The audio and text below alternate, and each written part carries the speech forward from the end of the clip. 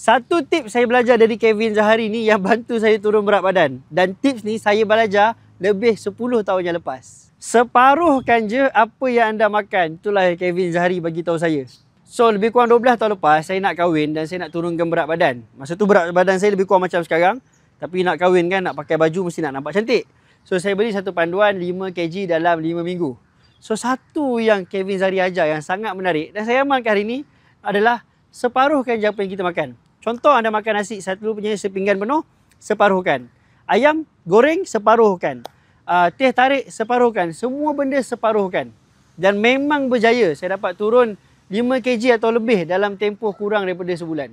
Tapi bukan tips tu je yang saya follow. Ada lagi contohnya parking kereta jauh supaya kita boleh berjalan jauh. Kalau ada tangga, ada lift, pilih tangga dan banyak lagi tips.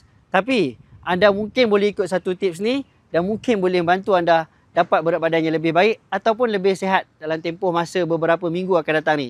Iaitu separuhkan saja apa yang anda makan sekarang. Janji buat. Follow saya untuk lagi banyak tips personality dan kesihatan anda.